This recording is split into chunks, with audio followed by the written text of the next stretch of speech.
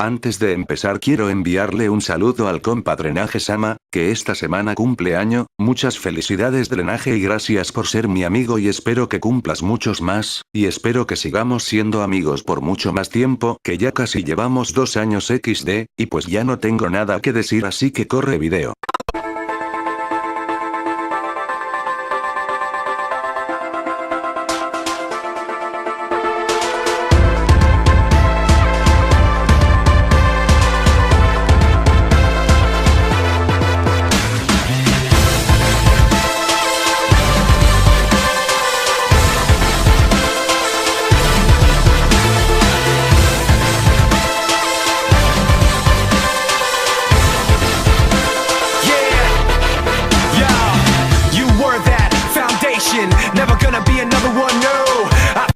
Hola amigos, soy Hongdark 666, con la segunda parte de Asesinos en Serie. En esta ocasión hablaremos de uno de los asesinos más antiguos, aunque no sé si llamarlo precisamente un asesino en serie, llamado Vlad Dracula. En esta ocasión me acompañan mis asistentes Warile y Sakuya. Ahora sí comencemos y cambio de avatar. Vlad Dracula, también conocido como Vlad Tepes, que en español sería Vlad el Empalador, o también conocido como el verdadero Drácula, ya que si lo estarán pensando, sí, Vlad fue la inspiración para crear al personaje clásico del cine del terror Drácula. Nació en la ciudad burgo-rumana de Transilvania en 1431, era uno de los 3 hijos de Vlad Drácula, quien fue un comandante de Valapia. Su traumática infancia fue muy determinante en su futuro como príncipe, cuando fue entregado a los turcos, como rehén junto a su hermano Radu, como muestra de sumisión a los turcos. Cuando volvió del exilio, su padre había muerto apaleado y a su hermano Mircea, el en ese entonces príncipe de Valapia, le habían quemado los ojos con hierro ardiente antes de enterrarlo aún con vida. Ambos fueron asesinados por el conde Juan Unyadi apoyado por los boyardos, a los cuales Vlad tuvo desde entonces odio eterno. Con el apoyo de los turcos se convirtió en el rey de Valaquia en septiembre de 1448, pero los húngaros lo expulsaron meses después. Por 8 años estuvo buscando apoyo por lugares limítrofes de Valapia. En ese tiempo luchó junto a su primo Esteban el Grande, quien lo ayudaría más adelante contra los turcos. Se convirtió en comandante de su país, además de que aprendió varias tácticas políticas y militares. Estuvo en la corte de Juan Unyadi, la cual le impresiona con su conocimiento de los turcos y su odio al sultán, quien lo perdonó y lo tomó como consejero, hasta que finalmente se convertiría en el candidato al trono de Valapia. Cuando Vlad supo que los turcos habían sido rechazados por los húngaros, se lanzó al ataque apoyado por los húngaros, la población alemana y los turcos, junto con un contingente de Transilvania. Derrotó al emperador Vladislav II e hizo que lo ejecutaran. En 1456, una vez convertido en príncipe, los reinos cristianos lo reconocieron como tal.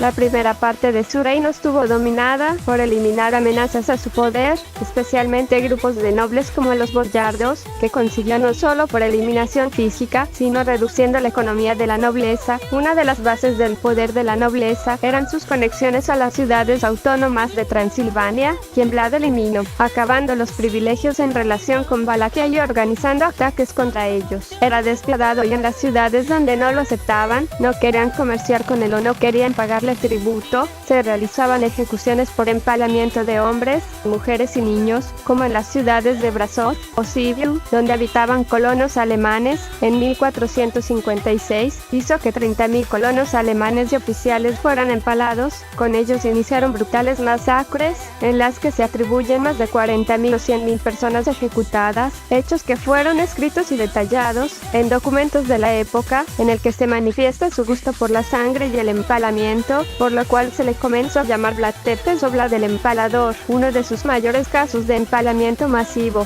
fue su venganza contra los asesinos de su padre y hermano los boyardos. Llevó a cabo su venganza en la Pascua de 1459, invitando a los boyardos a una gran cena del día de Pascua. Cuando terminaron de cenar, mandó a empalar a los más viejos y a los jóvenes los obligó a ir desde Targoviste hasta un castillo en ruinas que estaba en un monte cercano al río Arges. Los boyardos fueron a pie y muchos murieron en el camino, mientras que los sobrevivientes fueron obligados a construir el castillo de Drácula, y así sus elegantes ropas se convirtieron en harapos. Mientras iban construyendo, ellos iban muriendo de cansancio y agotamiento ante el deleite de Vlad.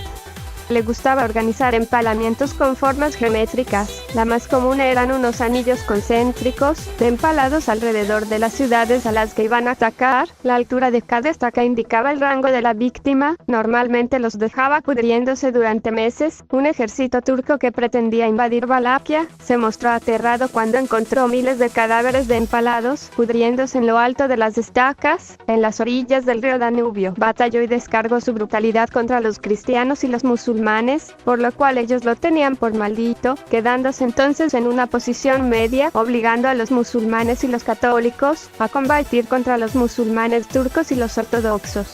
En 1459, en el día de Bartolomé, mandó empalar a los sajones de Brasov, una ciudad de Transilvania que se había rebelado contra él. Después de eso, Vlad organizó un festín en el centro de un bosque, con empalados aún con vida. La celebración duró hasta la noche, y para iluminarse, Vlad y sus soldados prendieron fuego a la ciudad ante los ojos de 30.000 agonizantes ciudadanos. Incluso a los que mandó a empalar los amontonó e hizo que sus hombres los mataran a sangre fría con espadas, cuchillos y demás armas cortantes. Poco después atacó a las ciudades de la región Tarabarsey y arrasó con las ciudades de Amlas y Fagaras, y como resultado los habitantes de estas ciudades fueron empalados, quemados o muriendo en el combate, y así estas ciudades tardaron generaciones para recuperar su población, quedando prácticamente desiertas por más de un siglo. Vlad, al afirmar la paz con Transilvania, exigió que este principado no acogiera a ningún enemigo y que se le pagara tributo. Una vez resueltos los conflictos internos, en 1459 dejó de pagar tributo a los turcos, y en 1460 se alió con los húngaros, en especial con Matías Corvino, el rey de Hungría, y aunque las campañas eran exitosas,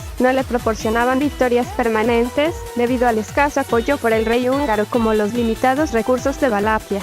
En 1461 libró una de sus más famosas batallas contra el sultán turco Mehmed, quien le tendió una trampa, enviando al colaboracionista griego Catabolinos para citarlo en Giurgiu, que en lugar de la cita esperaba un destacamento al mando del general Amzabeth. Vlad fingió caer en la trampa y se presentó como parte de los tributos pendientes, e incluso llevó algunos presentes para el sultán, pero a su vez llevó un ejército de caballería que derrotó muy fácilmente a los turcos. Después de la batalla, Catabolinos y Amzabeth, con el resto de los prisioneros, fueron llevados hasta Targoviste, donde murieron empalados, aunque otras fuentes aseguran que Amzabeth fue abandonado con vida tras cortarle los pies y las manos. Ese mismo año, Mehmed II retrocedió cuando pretendía invadir Targoviste y volvió a Constantinopla con fuertes vómitos ante el paisaje repugnante del bosque de los empalados. Ese bosque era un valle en el que se habían talado todos los árboles para obtener estacas suficientes para empalar a 23.000 prisioneros, en el que había turcos, húngaros, rumanos, búlgaros y familias enteras de colonos alemanes, empalados y repartidos por todo el valle.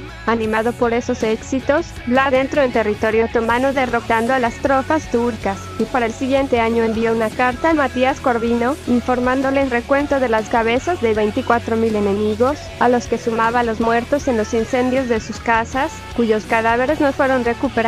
Además de la carta, envió 2 grandes sacos con orejas, narices y cabezas de sus víctimas. Fue tal el terror de los turcos, que gran parte de la población musulmana de Constantinopla, que abandonaron la ciudad por miedo a que fuera conquistada por Vlad. Ellos se retiraron al fracasar entrar en la fortaleza de Chilia, con sus tropas diezmadas por la peste, y dejaron a Radu el Hermoso para que continuara la lucha. Esa sería la última batalla de Vlad, pues a pesar de sus victorias se le oponía la nobleza, que apoyó a su hermano Radu. Una vez en Constantinopla, Mehmed II logró que Matías Corvino encarcelase a Vlad en agosto de 1462, usando una serie de intrigas incluyendo la falsificación de documentos.